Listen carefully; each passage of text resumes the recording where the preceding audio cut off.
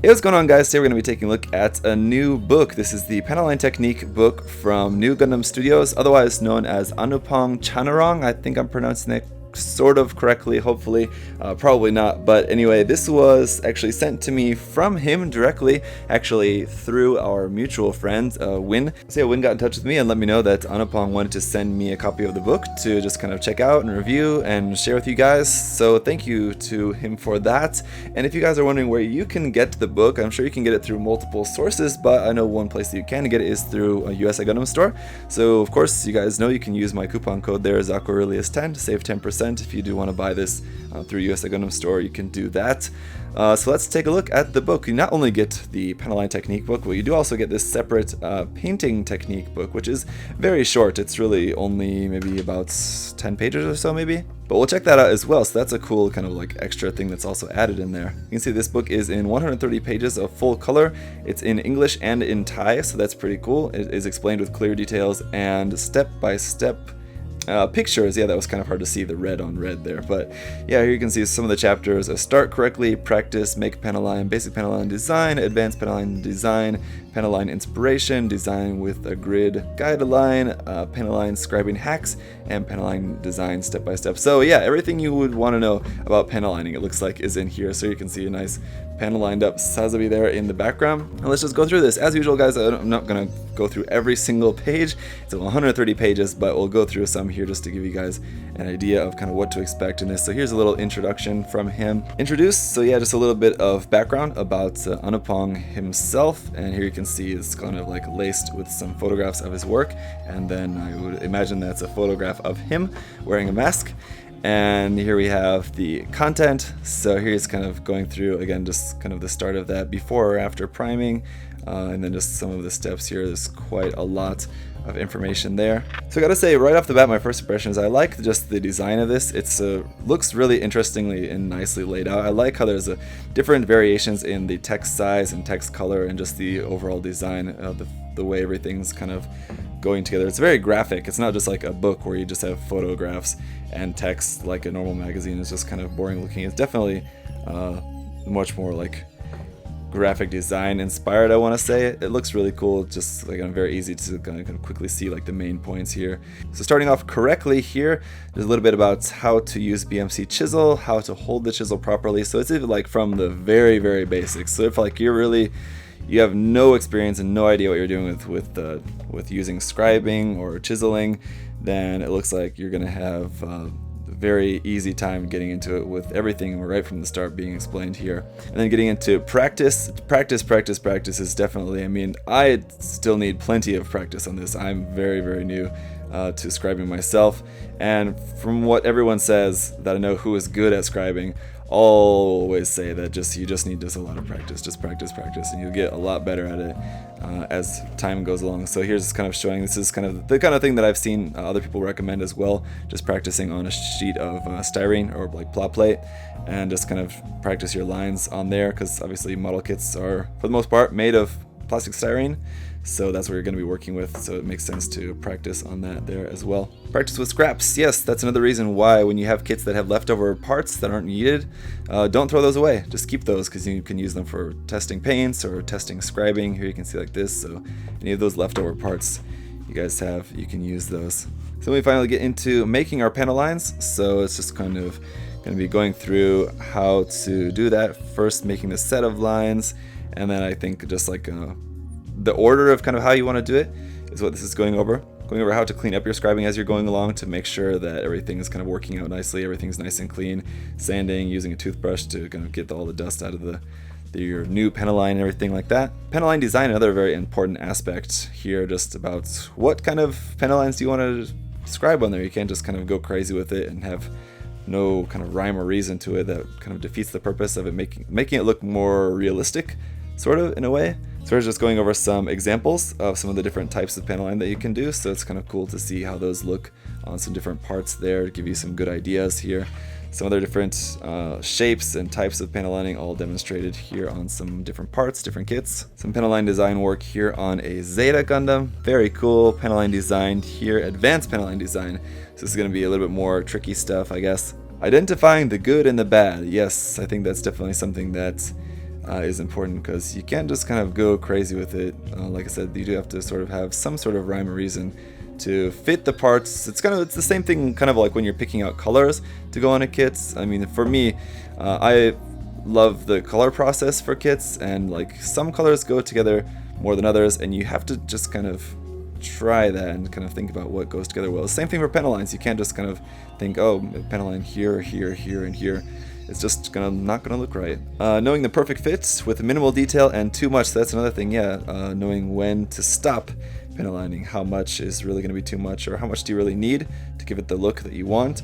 So all seems like it's a very, very in-depth in terms of covering kind of all the things that you really need to consider when you're just going about your panel lining. Again, right from the start, I know it can be kind of maybe intimidating. You think, oh, I have to think about all this extra stuff as well. Obviously, from the start, you know, where you're going to be starting off is just practicing, just making some lines, just getting the technique down first of how to make it, and then as you get better with that, then you can start to learn from experience what looks good and what doesn't look good on certain parts. You kind of get used to the rest of this, I think, as well as far as you go. But here's just using different widths together as well, so like thinner and thicker lines together there. Examples of an action-based design, so scribing just parts there to make just a simple action base, so that's also pretty useful. That's pretty cool. Advanced action base, so I think that's maybe if you wanted to do multiple layers there, so you can see, like, I guess this would be different layers of that, or parts that you're stacking on top. And there's different ones here, 3, and then simple action based design for just some round ones, so that's pretty cool. I actually didn't know that this was going to be included in here as well. Stuff like this is also really nice, especially if you just are looking for something a little bit more custom. Maybe you make this really nice custom kit and you don't want to just put it on just a standard action base. You can put it on something a little bit more interesting that is also custom made by you as well. So that's pretty cool. A whole bunch of stuff in here about action bases. And then panel line inspiration. Here's just showing some different modelers to look at if you're looking for inspiration there. So some of these I know and some of them I actually don't know. So there's a few guys on there you can also check out if you're interested. I think this is maybe just some more works. This is obviously the Sazabi that's featured on the front of the book there, so you can see a bunch more photographs of that. It looks like a lot of really nice big photographs, especially to see how those panel lines are going to look on this kit. Here's also one from Lamp 24. So this kind of part here where it's talking about the different builders, I guess, so these are each of these builds by these different builders is going to be featured here in the book, so that's pretty cool. You can see work from a bunch of different people. So there's that Barbatos there, 1/100 scale, and then there's this Providence Gundam. This is by Team Gundam Pro Factory. So there's the Providence there. Kshatriya here from Little Oz Workshop. This is really cool. Kshatriya is sort of like a Kshatriya repaired there, but sort of like a mix. It's got aspects of the Kshatriya repaired, but all the binders of the regular Kshatriya. So anyway, also one here from Kenny Lim, aka Toymaker. Very cool design.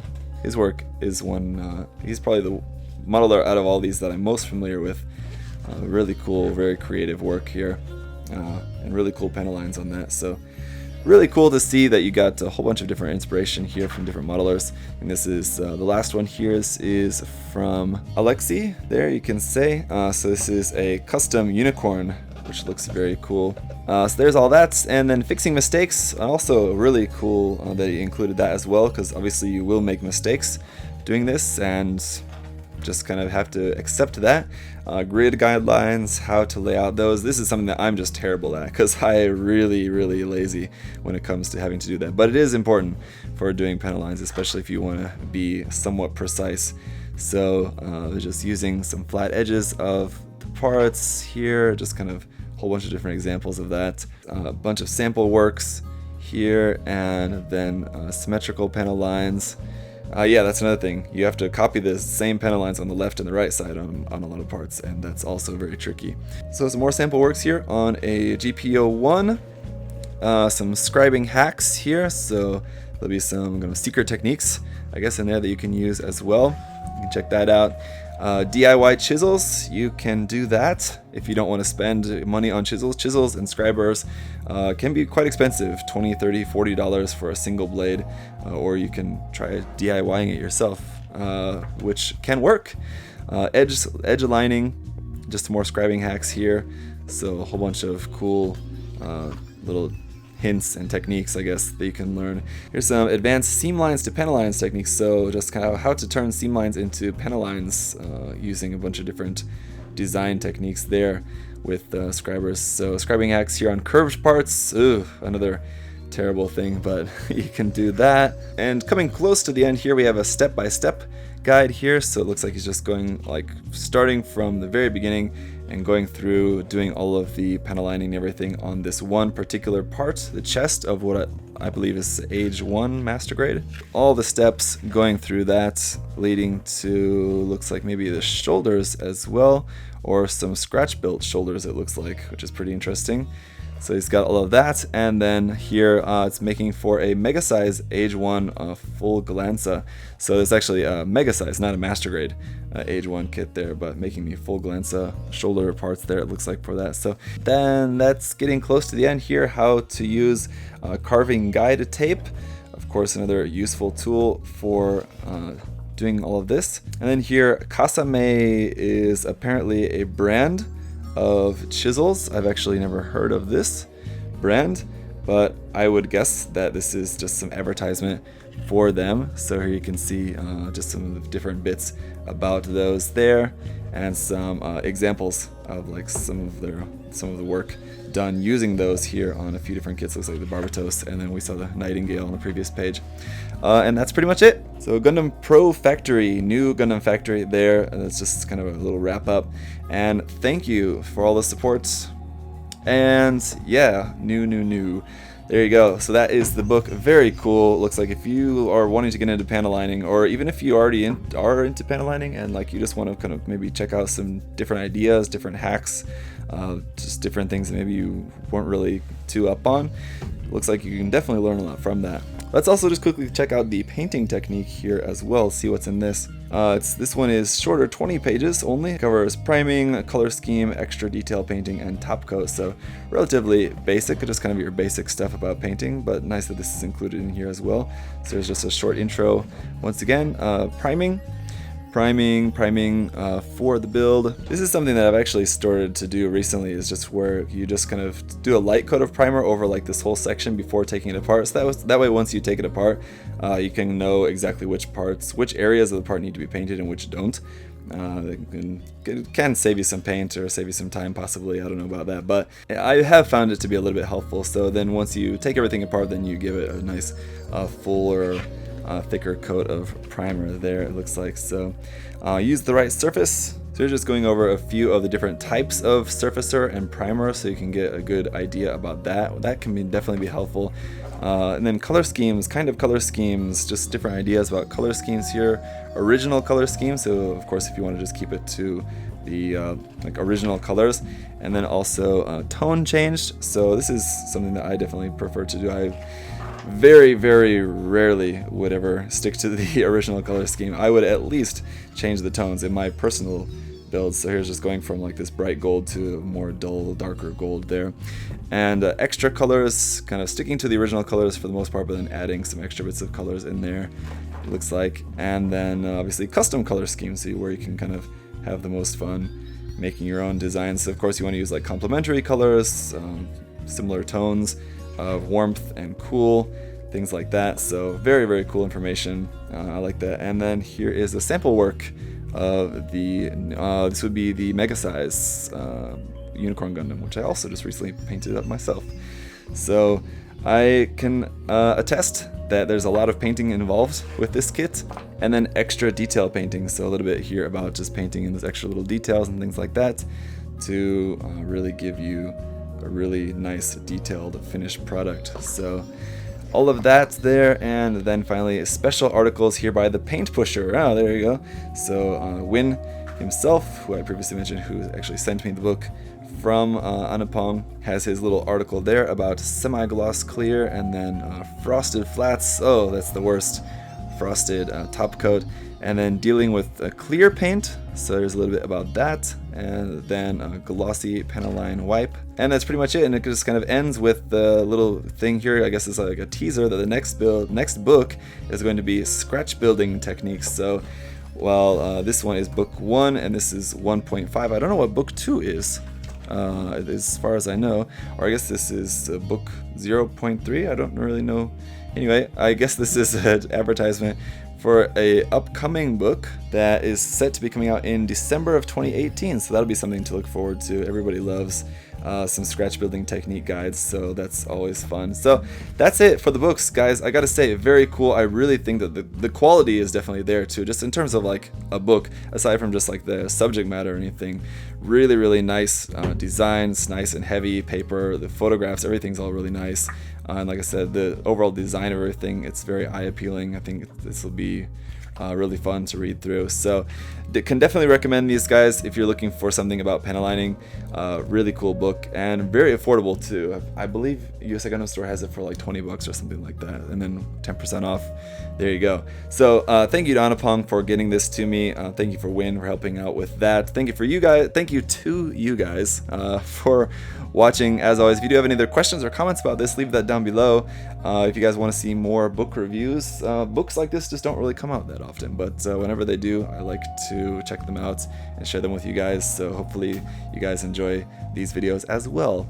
With that, I'll see you guys next time. Bye bye. Thanks for watching.